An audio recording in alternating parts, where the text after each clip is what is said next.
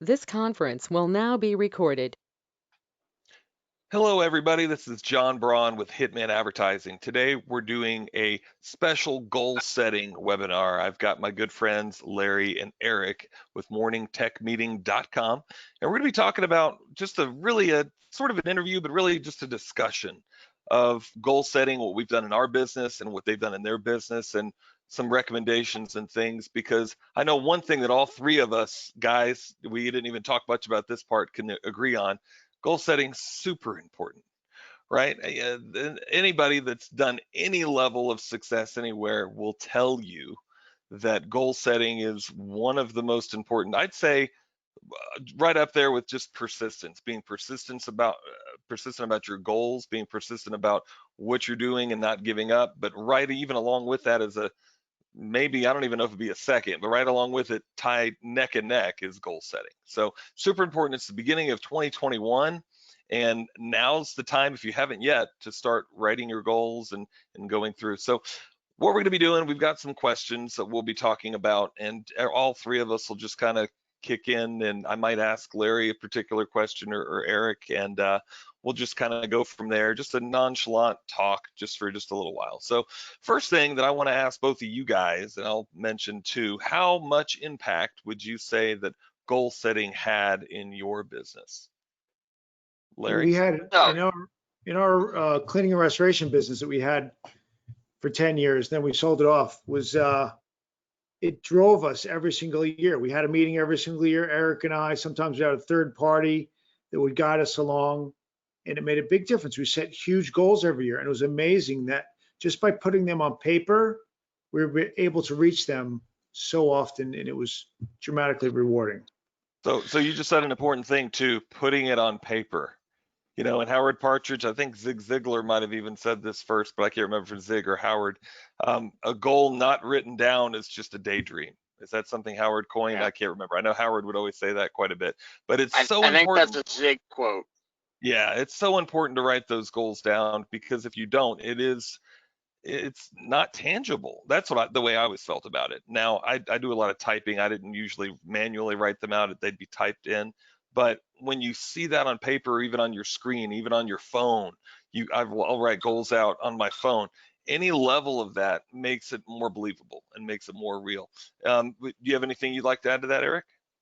Yeah, well, a couple things. So, we're kind of whiteboard guys, and we would, once it was all kind of done, we would have big whiteboards everywhere in our shop, and we'd put the goals out for everybody to see, so that every single person every single day was confronted by what it was that we were shooting for that year. And then we would consistently talk about that in our morning meetings. Like, all right, everybody, let's shift our focus over to the whiteboard for, 2015 goals. And it just kept us on track. So that's kind of number one. But number two, and I'd like to kind of tell a story, it's kind of funny, but when Larry and I first started, we were not on the same page with goal setting at all. Our personalities are really different. And I'm super goal oriented and was writing out my goals even as a kid. And look, Larry, much less now, but back then was live for the day. Like, what are we gonna do Wow. today? Right. So we had friction points, John, at the beginning about that in a A big way. Because partnership I'd be with like, friction? Are you kidding me? yeah, because I'd be like, all right, let's plan out every single thing for the next 10 years. And Larry'd You be have like, well, no let's just figure idea. out what we're gonna do this afternoon. So we actually, in our first year of business, I think we were fighting about that a lot, and we agreed to go to Las Vegas and have like a 2 day at a hotel, no phones, nobody bothering us.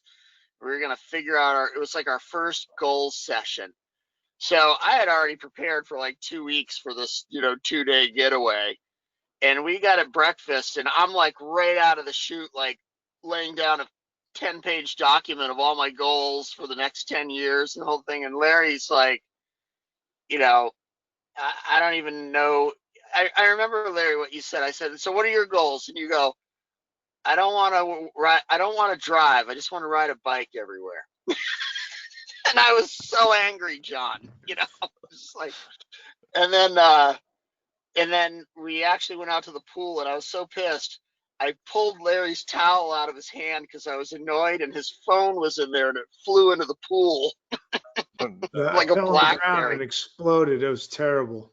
But it was that moment though, even though that we were irritated after that weekend, Larry really changed, and we really became very goal oriented for the rest of the time. It just took a Good. little.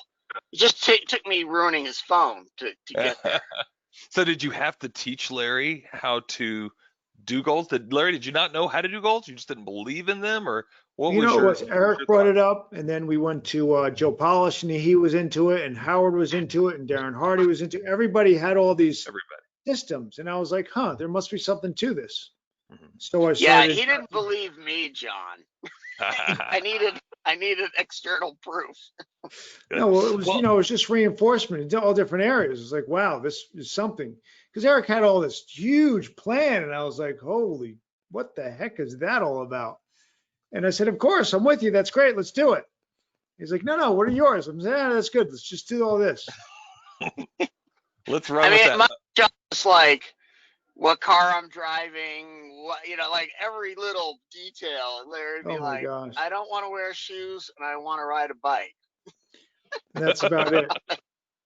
There we go. So Actually, that still hasn't changed much, but well, there you go. Larry is very good at goal setting now. So describe a little bit your goal setting process then, Eric, and kind of what are the things that you like to do and how do you do it?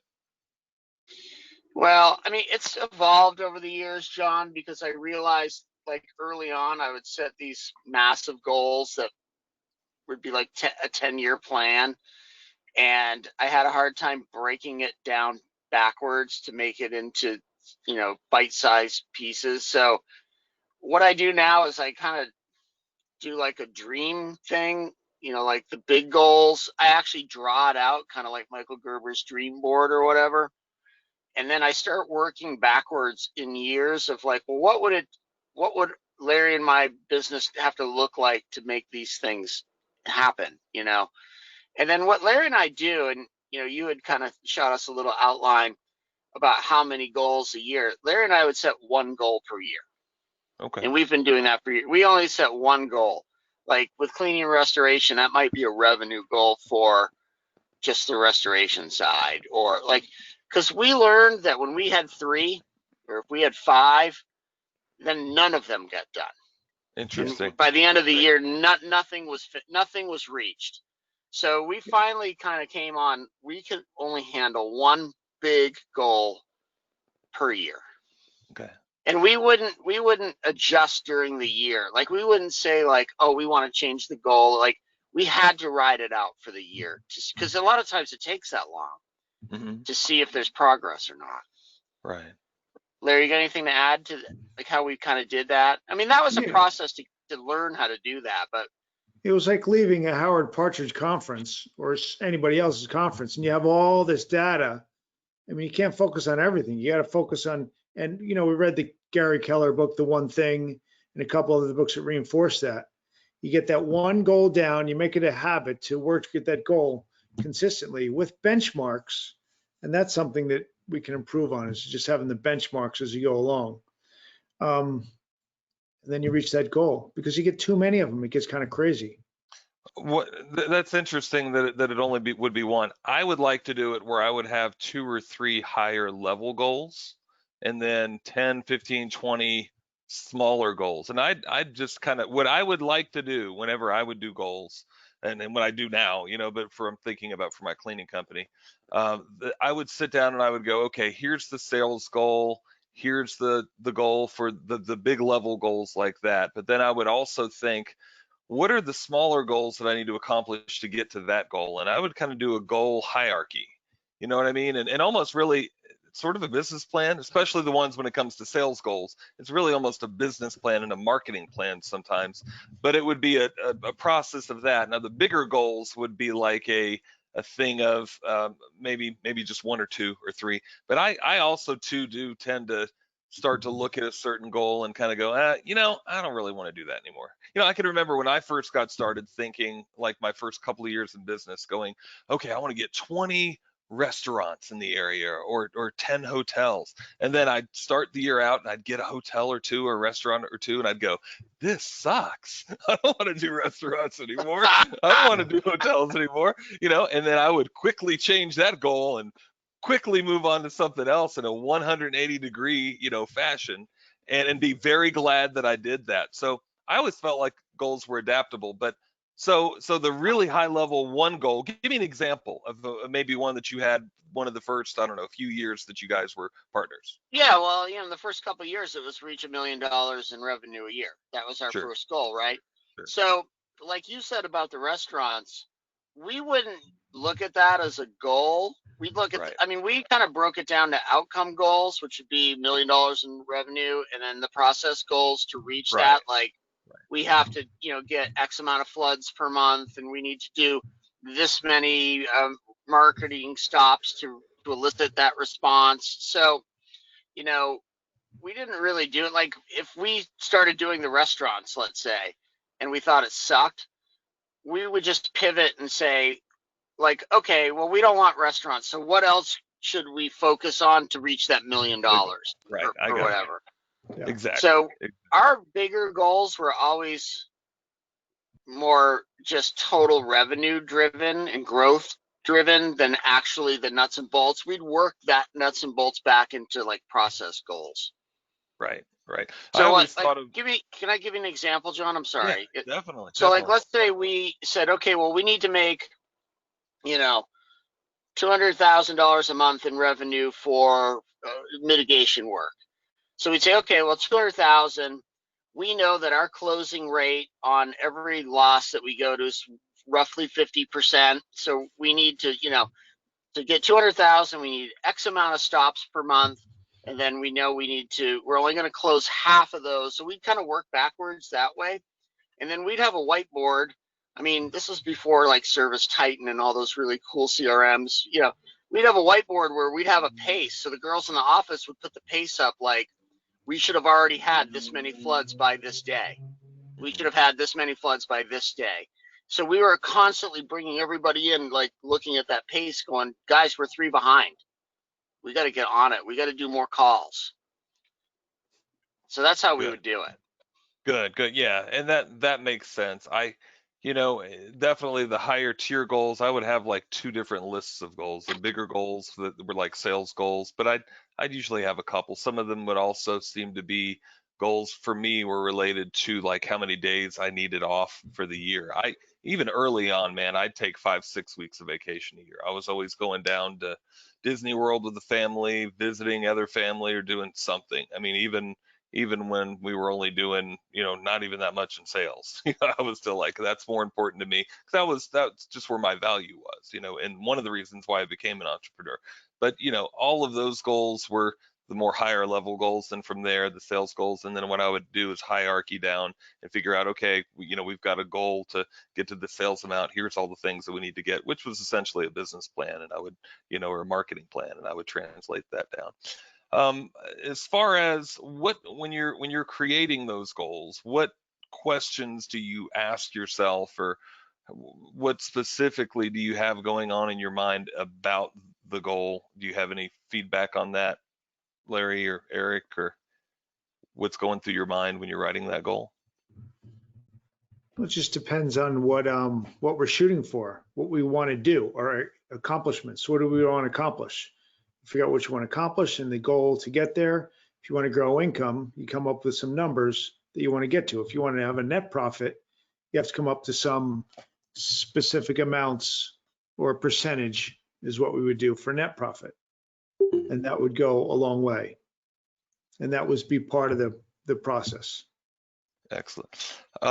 Eric's camera is cutting out. I don't know if you're still with us on mic, Eric. It looks like he is, but let me see here. He's muted, so we might not have.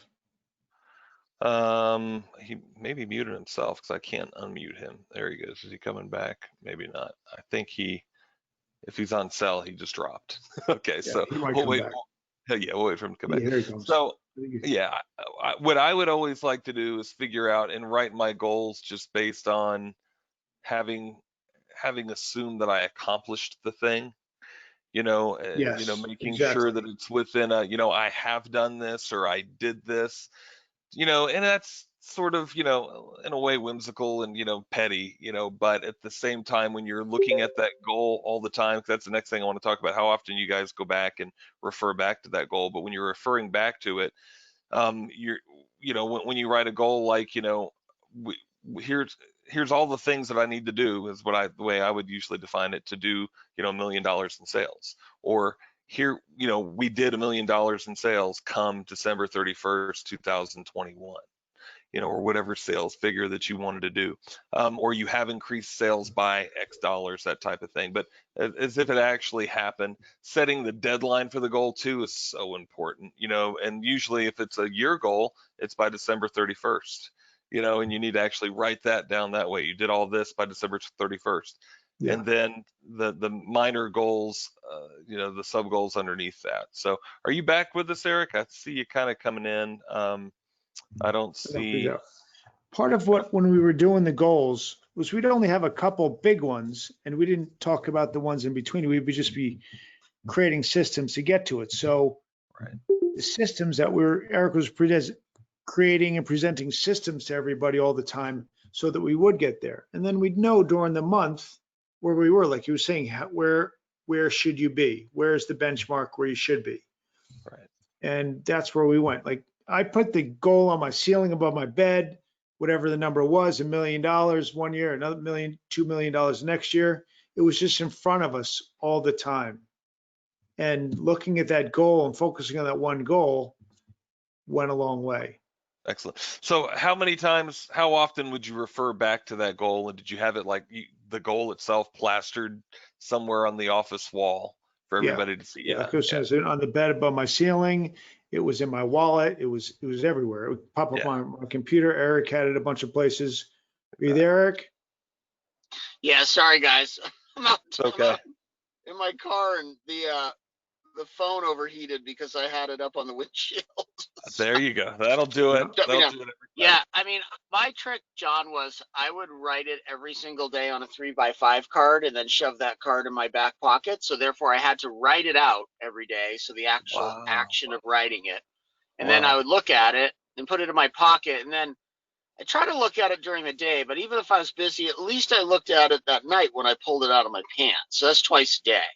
Yeah. And so no, and we had it, I mean, everywhere in our office. I mean, it was even in the bathroom. Every time a staff member went in the bathroom, they saw the goal. Good. Now, let's talk about that, because I always felt like if I had I never really let my employees, well, maybe some employees, but not all the employees know. I don't want a new guy coming in and going, hey, our goal is to do $1 million this year. Well, geez, how much money do you think you need to be making, John? And you know what I Yeah. mean? Did you ever have that issue, or no We employee had ever constant looked at that? communication with the guys on our goals. We had tried, it was a big thing in the culture. We encouraged everybody's goals, and Right. we talked about it a lot. And there was communication, and it was understood. And we also explained, when we reach our goals, this is what you guys are going to get. There's going to be bonuses. There's going to be better equipment. It's going to be a lot easier to work here and better to work here. Right. Give them the benefits, and too, yeah, I was a big believer in that, even meeting with especially my key guys and saying, hey, how much money do you want to make this year? I can help you get to that goal. What do you want to do? Do you want to buy a new house? Do you want to make more income? Do you want to have more days off? What do you need to do? And that's an important conversation to have with employees It too. is. Anything to add to that, Eric? Yeah, I mean, you just have to. It's a culture thing. If you're goal oriented, if the owner strictly keeps that all in his or her head and doesn't share that with the team, then why they're not going to help work towards it, And the implication, our whole thing was like, look, guys, the more we all do, there's more opportunity for you, and then Larry and I aren't going to be here as much, so therefore you can move up. And obviously with that you make more money, you have more responsibility. And we just preach that from day one. And you know, people who didn't buy into that, they didn't last. Right. Yeah. You know, Larry and I weren't hiding the fact that we wanted to grow. Right. Good. You know, Excellent. we didn't treat, you know, Darren Hardy says this. He says, like, you can't treat your team like family because they're not family. He said you need to treat them like a sports team, but a professional one, not a little league team because there's money on the line. Right. And that's what we did. You know, you have like that teamwork, but then if somebody isn't a good fit culturally or whatever, then, you know, like in pro sports, you move them on to greener pastures, and everybody there is bought into that vision of, you know, winning the Super Bowl or whatever. But, you know, for us, that was just reaching that revenue goal or that profit goal. Yeah, Good. there was a bunch of guys we had that worked with us that weren't goal oriented, and they necessarily didn't get into it, but they understood where we were coming from. And we went over things so often that our culture was revolved around that. Good. So And John, is just to make the point, oh, I'm sorry, go ahead. oh, Poor go guy's ahead. trying to talk here. He Finish your keeps point. stepping on him. Finish your point. Well, you know, the thing was, it's like, I mean, we're sitting here talking about goals, goals, goals, and it sounds very like black and white, numbers driven. But Larry and I were very, very invested in culture and treating people well and caring about them because we recognized that we had to do those things for them to want to be a part of us reaching our goals. Yeah. Like they had to reach their, you know, their goals might have been just, you know, I want to make enough money to buy a new car or whatever, you know, so we had to uplift them and help them along the way with that. Mm-hmm. It Definitely. wasn't all about us, is my point. Did you sit down with your employees at the beginning of the year and help them come up with some of those goals? Was that usually when you did that? Yeah. Yeah. Good. That's what I usually do that too. So, as far as, is there a goal that's too high, too lofty? And kind of let's help these guys define that. I mean, what would, you know, you got a guy that's maybe doing, I don't know, maybe he's only doing 150 in sales right now, 150,000 a year. And then in 2021, he's got a goal to do $1 million. Is that too much? Yeah, it is. Yeah, probably. You know, what happens, especially if you have employees and you share these goals, because we've done this, when you make the goal too lofty, and then, you know, like I was saying, we would then break it down into day by day, week by week, month by month. When you miss your benchmark every single day, everybody gets super bummed out. You know, like it's a completely demoralizing if you have to make a goal that's, yeah, it's a little bit of a stretch, but you actually have to be able to reach it or at least have a shot at it. Right. You know, because The way I otherwise, always, let's say that. Oh, go ahead, John. the way I always would define it is a goal that's a little bit uncomfortable, maybe even moderately uncomfortable, but you can kind of see getting there. But not, you know, you can't, I'm not saying you can't go from 150 to $1 million this year, but it's very most likely not going to happen. 150 to 300 is still kind of a stretch, but totally doable. 150 to 400, pretty big. That, you know, if you've got a lot, the other thing too is, don't come to me and say, hey, I want to do 400 this year, I did 150 last year, what's your advertising budget? 500 a month. It's not going to happen. You know, I mean, Well, and the other part, John, is like Larry and I went from 225 to like 900 in 1 year. great. No, it wasn't great. It's a bit of a the zoo. worst year. It was the worst year ever because, you know, we had added restoration at that point. We had been a cleaning company up to that point, and all of a sudden, you know, we set this lofty goal, and we really went after it. But our whole company imploded under the weight of trying to reach that goal. So, Too fast. in retrospect, we probably should have got to the 6-month mark and said, let's make this goal 500 or, Right. you know, whatever, but we didn't. And it took us a very long time to kind of overcome all the damage for Yeah. going so far, so fast. Right, right. So yeah, so reasonably doubling is a pretty good goal. Anything even more than that's a really, really hard to reach goal, I would think, but possible. But that's where anything more than doubling, you're starting to get into some pretty sticky territory. Well, don't you think something more in the range of 25, 30% a Yeah, year would be right. more like it? Reasonable, yes, for sure. Yeah. That's that, and even a comfortable. But if you had a guy who's a really big go-getter and he was doing 150 last year, could he do 300 this year? Sure. He needs to have his ducks in a row. He needs to be committed, and he needs to really be doing all the right things. But he can do it. But that usually happens in the early years, and then as you Yeah, start to get bigger, those jumps are smaller.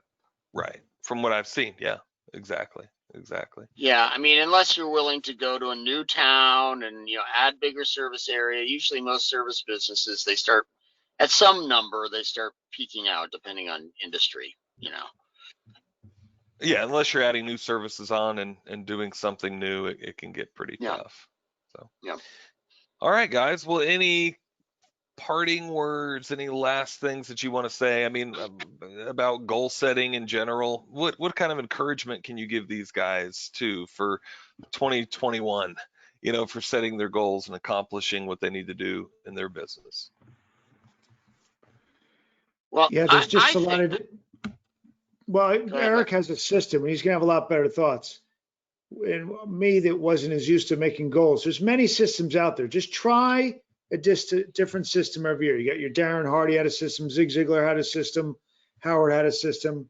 Find something that works for you. Just go through the process of creating the goals and then also look around and see what else is possible you could do. I was more loose, but Eric was much more structured. Go ahead, Eric. Well, I was going to say not so much on the actual system of setting them, but you know, people don't realize what they can do it if they never go through this process of setting a goal. Like so many guys that we've met over the years, the only difference between Larry and I and them was that we were willing to fail. We were willing to set lofty goals and fail and not feel like a failure while we were failing. It was just we were learning. I think a lot of people shy away from goals because they're like, well, what if it doesn't work out? And what if I tell everybody that goal and then I don't reach it? So therefore, it's better to have no goal. And that's not true because it's amazing how as soon as you set a goal, it gives you purpose to get up every morning and go after it, opposed to waking up going, well, going to work my carpet business again, and it's like, yeah, but when you start measuring, everything measured improves. So I would just say to people, take 1 year and just set some goals that would be really meaningful to you and just give it a go. Just Yeah, try once to see what the right. difference would be. You know, I think most people would be shocked at how much improvement they can make. Yes, I agree. The biggest thing that I would say is just write down something for a goal.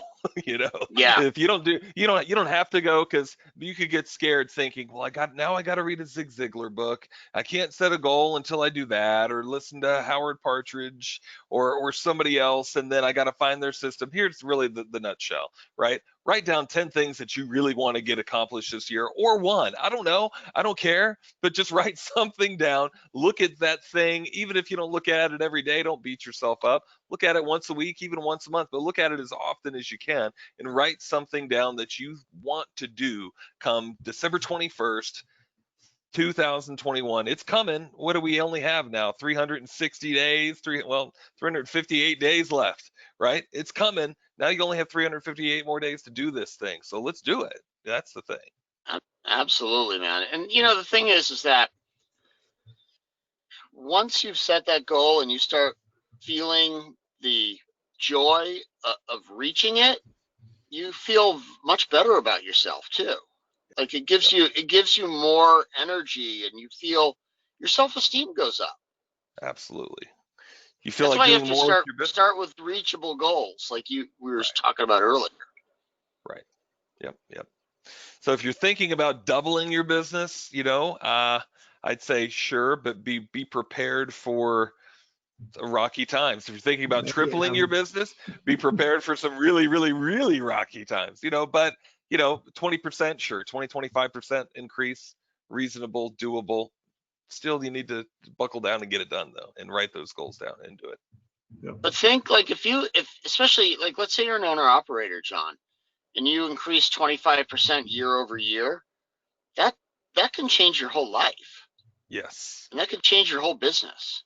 Yes. Yes. And usually, like for guys like that, it's just selling more protectant, or you know what I mean? Like it's making a commitment to, I'm going to sell more protectant, or I'm going to increase, my average ticket X amount. And then when you break it down backwards, you'd be surprised. It's like, oh, it's only $40 a job or something, average. Right. It's not much. Yep. Write the goal down. It might be adding a service. It might be getting more repeat clients to come back. And those are all real good goals, by the way. You want to add hardwood floor refinishing, add that. You want to increase your repeat clientele from 50% to 60%. That could be huge for your bottom line. That could be huge for your business. So any last parting statements? No, I'll let Larry finish it off. no, Larry. just make it happen. Commit Yeah. to it and do it. I mean, just Yep. don't get stuck. Do it. Well, like I always say, do something. That's Exactly. the thing. Do something. Yeah. Get something done. All right, guys. I sure appreciate this. It's gonna give a lot of guys some good ideas and encouragement for getting their business. I hope rocking and everybody rolling. goes and kills it this year. Yes, Boom. that's the name of the game. All right, guys. We'll talk to you later. All right. Thanks See you, for coming John. on. John. Thanks for Take care. having us. Bye-bye. Thanks. Bye-bye.